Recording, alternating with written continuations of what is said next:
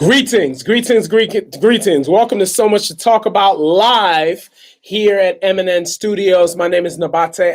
It's always a pleasure to share facts and viewpoints on the world of sports, and there's a lot to talk about for sure. We have the Kansas City Chiefs representing the American Football Conference versus the San Francisco 49ers representing the National Football Conference. And I'm shocked about the 49ers, I have to say. But let me tell you, as I've always said before, the front lines, the trenches, that is what gets you to championship opportunities in football. When you have a dominant O-line like they did, Jimmy Garoppolo only had to throw 8 times in that entire game in an easy victory over the Green Bay Packers at home at the 49ers lush, wonderful stadium in Santa Clara. But anyway, yeah, O-line was there. They were running the football. I mean, Raheem Mostert was absolutely incredible. Mostert had over 200 yards, 4 touchdowns, 4 rushing touchdowns. I'm really proud of this guy because I liked him. I got him in fantasy, actually, one of my leagues the last 4 weeks. You know, he did some work for me for sure. But Mostert was someone that came pretty much, he was on practice squads all over the NFL. He didn't find a place until the Niners had injuries to Matt Breida as well as Tevin Coleman. That gave Mostert an opportunity to really, make the most of his opportunity. He played at Purdue. Play college football Purdue with the Boilermakers. And, dudes, they're kind of been in the middle of the pack to the bottom of the pack of the Big Ten in the last couple of seasons. But Mostert had a good career there. And as I mentioned, I mean, it's just an amazing story for him. It's kind of like a Timmy Smith story. When Timmy Smith was the MVP of Super Bowl 22 in 1987 season, went into the 88 year, Timmy Smith had over 200 yards in the Super Bowl. Doug Williams was the MVP, but Timmy Smith was solid when the Redskins won that game, I believe, 42-10. But Mostert is having that start, and he has an opportunity to do that against Kansas City, and he has a major opportunity to do that. For sure. Their defensive line is just absolutely amazing. And it basically all first-round picks was their defensive line, D Ford, I don't believe was a first-round pick, but Buckner, DeForest Buckner, first-round pick. Nick Bosa, of course, first-round pick, but you had D Ford, who was their big free agent acquisition, and they got rid of Frank Clark to have D Ford there, and D Ford was gotten rid of by the Chiefs to get Frank Clark from Seattle. Frank Clark was with Seattle, but great move by the 49ers to bolster that pass rush. And that's the thing. They have a major pass rush, and that makes everything easy because the quarterback is on edge. Aaron Rodgers was on edge. The game before, Kirk Cousins was on edge. Throughout the season, these quarterbacks are on edge. So when you have a stout offensive line with a hellacious defensive line that gets to the quarterback, that is the recipe for making it to the Super Bowl and winning the NFC. And let me tell you something. Remember, the 49ers were 4 inches away from being a 5 seed because in Seattle, the last game of the regular season, the last game against the Seattle Seahawks, at the goal line, they made that stop, and that was big. And if they didn't make that stop, if they ended up scoring a touchdown, Seattle would have been actually a 3 seed. Green Bay would have been the number 1 seed. New Orleans would have been the number 2 seed. I believe that's how it would have worked. And then the 49ers would have been the 5 seed. That means the 49ers would have had to go to I'm trying to think, the 4 seed. Oh, they would have had to go to Philly. And you don't know what would have happened. You don't know. You just don't know. But anyway, the Niners, great run by them. Now the Kansas City Chiefs. They pretty much turned it on once again. They were trailing early to the Tennessee Titans, just like not as badly as they trailed to the Houston Texans in the divisional round, but they were trailing early for sure against the Tennessee Titans. But it was just the talent was too much. The offense was too much. Tennessee lacks in the secondary, and they have to address that. Odori Jackson has not been consistent. Logan Ryan is more of a physical corner, not a cover corner. So they're going to have to get, I think, safety help in the next draft. Maybe draft a safety if they can get. I don't know if they'll be able to get Delpit from Grant Delpit from the LSU. I don't know if they'll be able to get him. Delpit is going to be a top 10 pick, and Tennessee obviously will be more in the late teens, early 20s basically. So they're not going to get Delpit. But anyway, if they can find a way to trade up to get him or get like a solid safety in the late first round, that'll be big. But anyway, Patrick Mahomes is the best quarterback in the NFL. There's no questions about it. He's unbelievable. He has the arm. He has the moxie. He has the confidence. He has the smarts. He has the mobility. He has everything working for him. He is the best quarterback in the league. And if he keeps playing like this, he can be one of the top 10 quarterbacks in the history of the game, because there have been a lot of great quarterbacks. I'm not going to say top 5, or I'm not going to say the best, because he has to win titles. This is his opportunity next Sunday against the San Francisco 49ers in 11 days to be able to do that. So, but Mahomes is outstanding. I mean, Travis Kelce, it's funny. George Kittle was ranked by Pro Football Talk. George Kittle, who plays for the 49ers, George Kittle was, Pro Football Talk has him graded as the best player in the NFL. Overall, graded as such. Travis Kelce is a dynamic tight end. Him and Kittle are by far the best tight ends in the league. There's no question about it. There's no debate about it. So it will be interesting, that matchup. Watch that matchup, because those guys are going to want to prove who is the best tight end in the league. And I wouldn't be surprised if one of those guys will be Super Bowl MVP. I would not be surprised at all, because they both can eat. Because the coverage linebackers of the 49ers are okay. Their coverage is But then you have also, as well, from Kittle's standpoint, the Chiefs, the coverage from the linebackers are us. So they get one-on-one, they could be able to beat any of the linebackers on either side.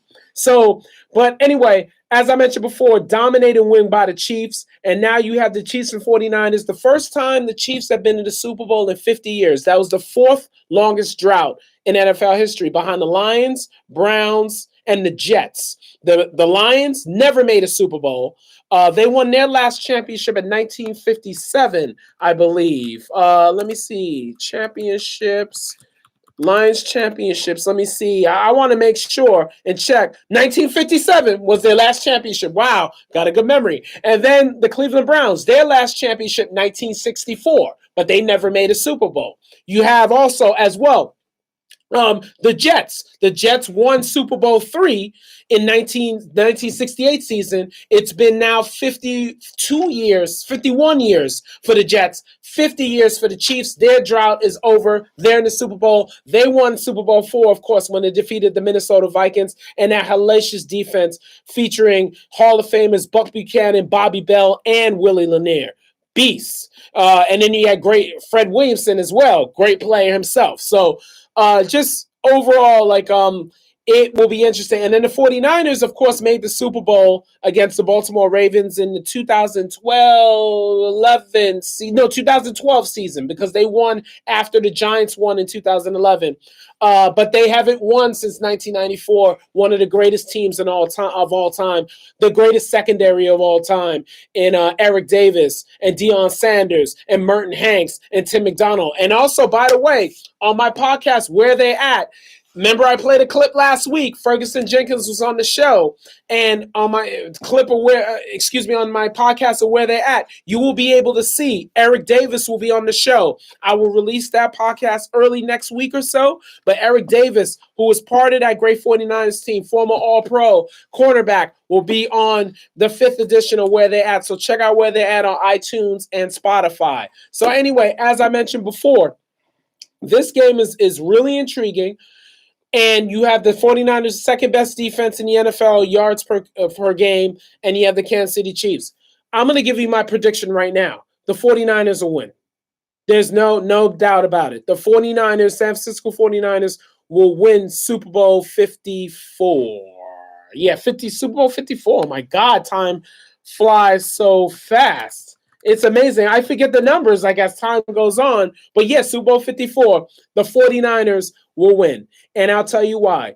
Defense wins championships, especially after a 2-week break. Especially after a 2-week break, you have right then and there. That tells you that it benefits the defense. An offense has to have a rhythm. And look and check it out. When the Chiefs played the Houston Texans in the divisional round, the Chiefs had a bye week, right? Because they had a first round bye. Did you see how their offense struggled in the first quarter? Okay. And the Texans defense is nothing compared to the San Francisco 49ers defense. The San Francisco 49ers defense is one of the great defenses we've seen this century since 2000. I will put them probably top 5. No, top 3 probably. Definitely top 5 for sure. So you have that there with the 49ers. Their defense is salacious. They will get to the quarterback, but the Chiefs do have an excellent offensive line. They have great protection on the edges with Eric Fisher and Mitchell Schwartz. And it's going to be interesting to see overall what happens. So I have to say right now, like I said, I wonder if the 49ers will blow them out. That's what I wonder. I wonder if they'll blow them out, But I see the 49ers winning, and the Chiefs are actually the favorites in the game, but the 49ers are winning. I see that happening, and I'm not changing my mind, for sure. They're going to run the football. The Chiefs have a struggle with their run defense. Their pass defense has gotten much better through the weeks, but their run defense is pretty much below, is the bottom half of the pack. You have to look at that. So I really think that the Niners are going to run the football. Their offensive line will be the difference. I think Kittle's going to have a big game. So will Kelsey as well. Kelsey will do well, but the 49ers, because Mahomes is going to have a security blanket. And also, too, Mahomes has to be careful running out of the pocket. He has to be careful. The Niners DBs are physical. And also, as well, Tyreek Hill, a good matchup. Tyreek Hill versus Richard Sherman, but Richard Sherman's really on one side of the field. I don't know. I think it would be best to put Richard Sherman mirroring Tyreek Hill, but I don't think the Niners are going to do that. The Niners are still going to stick with their defensive plan and everything. So we're going to see, like I said, but there's no doubt about it. The 49ers will win Super Bowl 54. No doubt about it. Now, I want to talk about the Kansas State debacle that was last night. I mean, that was absolutely, man, that was, you would never expect that in college athletics, and it was really bad. Now, Silvio De Sousa is suspended indefinitely. That's fair. But I tell you this, he should not be suspended for the rest of the season, okay? What happens in a fight, things happen, especially with, these are college kids. They don't have the maturity as NBA players. Now, granted, the malice of the palace took place in the NBA, but I'm saying, no, De Sousa, okay, he was at a point where, it was a ball point, and also the ball was stolen from him too. When he was trying to dribble out the clock, which, you never do that. When a team is dribbling off the clock, just let it go. But it was just a shame how it all developed and everything, and De Sousa grabbing that chair and looking to use it as a weapon. Thank God the assistant coach for Kansas grabbed the chair down when they went into the crowd. And unfortunately, too, it was a crowd. They went into the section of the arena where it was disabled people. So a lot of them were in wheelchairs. A lot of, so they had no way to get out of the way. It was just an abominable scene. But I think De Sousa should, I don't think he should be, I think 10 to 15 games is sufficient. But I really don't think, it was a situation where he didn't land a punch. The chair was taken from him, thank God. Obviously, if the chair was used, then that's an arrest right there. I'm sorry. It's beyond basketball. That's a criminal offense. That's assault, so But thank God that chair was grabbed. But as I mentioned before, it was just so unfortunate. And what happens to Kansas now? You know, they only have De Sousa. He's one of their best players. What happens to them? Also, this stigma, it can galvanize them, or they can go into a slump. And Kansas can get into slumps later in the Big 12 schedule. Excuse me, it happens. They can end up getting into a slump, and I think they will not. They will get into a slump, and I think they may not win the Big 12. I think Baylor. This is Baylor's conference to lose now. I think Kansas is going to slip after this because De Sousa, he means a lot for them with rim protection. He can guard multiple positions. I mean, it's just I think Kansas is going to struggle without him, and I think just the whole stigma of the thing is I don't know if they're going to be able to recover from this, but we'll see what happens. But just seeing that was just absolutely horrible. Now, Damian Lillard, this guy, Damian Lillard for the Portland Trail Blazers, continues to be. I'm telling you right now, he could be all NBA once again. Okay, he could be all NBA once again. This man, Damian Lillard, 61 points, okay, on Monday night against Martin Luther King Day night against Dr. Martin Luther King Day against the Golden State Warriors, 61. Scored 60 against the Brooklyn Nets, okay, like a month earlier. 2 60-point games. You know, and he's a point guard. And Damian Lillard continues to be at a level of play that is really amazing. And the thing is that he still doesn't get enough credit. He doesn't get enough credit. Damian Lillard is, to me, one of the most outstanding players in the game. And also, okay, fine, he never made a finals, but he has had success in the playoffs. He's won rounds in the playoffs. He outplayed Russell Westbrook like to a T in that first round. There was no comparison. He's been on an All-NBA team 4 times in his career. He's a 4-time All-Star, going to be a 5-time All-Star. Okay, he was, of course, Rookie of the Year, but he's averaging 27.9 points a game. That's his career high, and his scoring average has gone. It is increased and basically stayed the same throughout his career. About to average 28 a game, 7.6 assists, four rebounds a game. Okay, and he shoots, I mean, at a very clip from three-point range, 37%, but he can shoot from anywhere. He creates a shot. He's unguardable, period. And the Blazers have had so many injuries on the front court this year, so many injuries. Carmelo Anthony's played great, but overall, Nurkic is still not there, okay? Zach Collins is not there. They lost Aminu to free agency, I believe. Yeah, free agency. They lost him.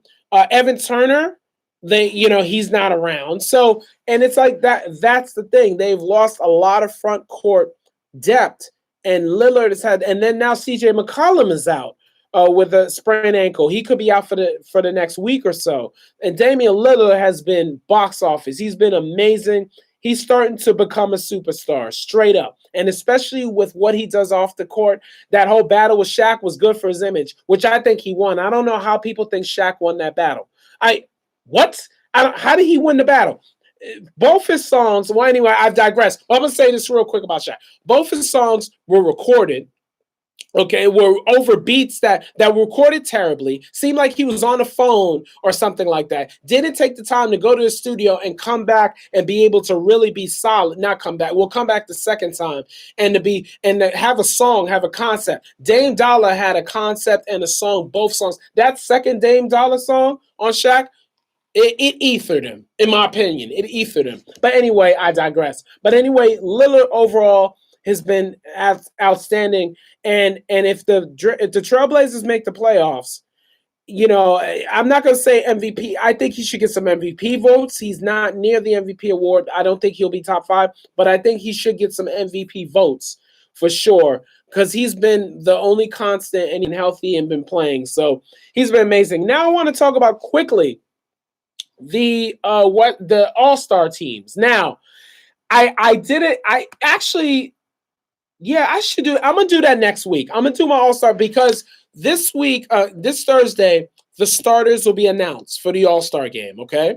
So the starters will be announced for the Eastern Conference and the Western Conference, all right? Then you have what happens, the leading vote getter for both conferences will be the captain, because once again, we're going to have, this will be the third straight year. And it's been successful because both games where you had captains and select teams has been more competitive.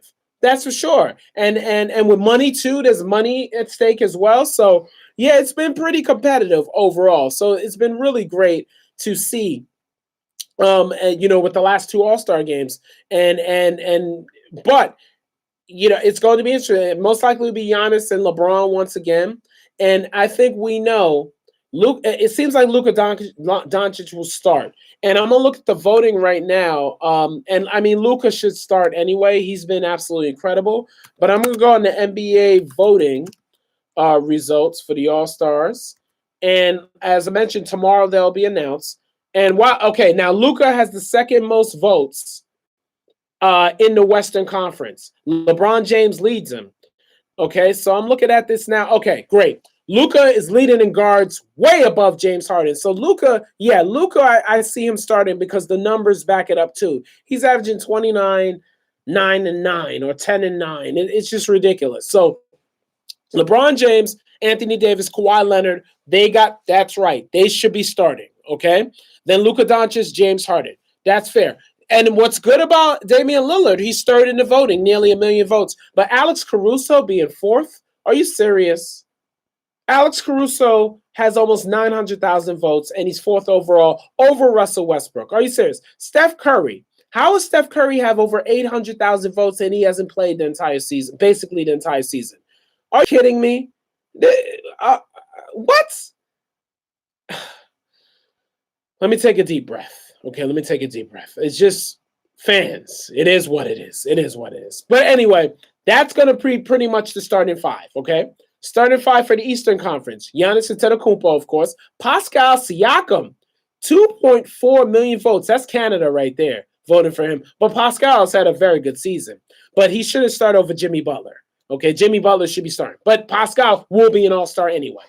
Joel Embiid, 2.4 million votes around there. Okay, so you have those three.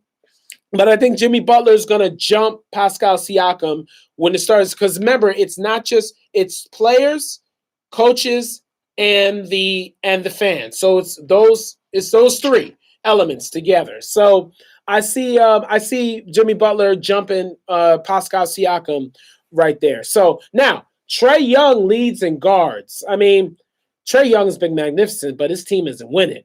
I wonder if I think he most likely will get in there for sure. But you look at Kyrie Irving, 1.8 million. He's second. Will Kyrie Irving make the All-Star team? I think he shouldn't. He hasn't played enough games. His team isn't winning as well. When he's on the court with his team, they're not winning. I don't think he should be in the All-Star game. Not this year. But if he goes in as a reserve, because there's not many players in the Eastern Conference, if he goes in as a reserve, then that's fine, because Kyrie is still one of the most electric players in the league, and the fans pay to see him play. He's entertainment. He is a superstar. But I personally think he doesn't. He shouldn't get in because, like I said, he hasn't played enough. But this is funny. Taco Fall, 757,000 votes. That's what I mean about fans voting. That's why I'm glad the coaches and the players are involved as well. That's why I'm really glad about that. But anyway, but to mention the starters. Now, I see Luka Doncic, okay? And it's going to be between Luka Doncic and Anthony Davis as the first picks in the draft. Because remember, the captain on each team, they have to pick from a pool of 8 of the remaining starters for the All-Star game. So you have the two captains, they pick a pool of the 8 remaining starters. Then the bench players get drafted after that, okay? So it's no doubt between Luka and Anthony Davis. Now, let me tell you this. If LeBron James gets the first pick, I think he's going with Anthony Davis. I mean, that's without question. You know, that's his ace. I mean, those guys, the chemistry they have has been magnificent. I mean, it's beautiful to watch them both play together. Okay, so is Anthony Davis. But if Giannis gets the first pick, he may pick Luka, but I can see Giannis to do it on a competitive, like a competitive like FU to LeBron. Could pick Anthony Davis to join him. And then LeBron will definitely pick Luka, no question. So there's no doubt that Davis and Luka Doncic, I will bet let me not say that loud. I'm pretty confident. I'm not going to talk about betting anything, but I'm pretty confident that Luka Doncic and Anthony Davis will be the first picks overall. No doubt about it. So next week on So Much to Talk About, I will have my reserves, my 7 reserves that will be part of the All-Star game. I'll make my picks for sure. Now, before I close out, once again, where they at? On iTunes and Spotify, where they at? It's the podcast, my podcast that has really been wonderful. The first 4 guests I had, number 1, Warren Moon, who won number 1 for the Houston Oilers, and also the first black quarterback to make the Hall of Fame. Number 1 indeed. Number 2, David Robinson, Naismith Basketball Hall of Famer, top 50 player of all time, and an amazing humanitarian as well. Number 3, Rod Thorne, former executive of the year, was an executive for the NBA. He was vice president of basketball operations. Also, as well, GM. He's done everything. Was a player, assistant coach, head coach, general manager, team president, a league executive. He's done everything. Rod Thorne. And number 4, the great Ferguson Jenkins, who until now was the only Canadian to be inducted into the Hall of Fame. Congratulations to Larry Walker. Larry Walker, who should have been in the Hall earlier, but he's now the second Canadian, the second to make the Hall of Fame, the Baseball Hall of Fame. And, of course, joining Larry Walker, Derek Jeter. I mean, was it a surprise? I wonder who that one writer was that did not vote Derek Jeter in. That's amazing. It's amazing Mariano Rivera, a closer, gets 100% of the votes. It's interesting, but no position player or no starter has ever received that. Interesting. But congratulations also to Marvin Miller, his family, as well as congratulations to Ted Simmons as well. They both made it on the Veterans Committee. Thank you all for watching. So much to talk about. Thank you all for watching. Thank you so much. God bless. Have a wonderful night. See you all next week. Bye-bye, everybody.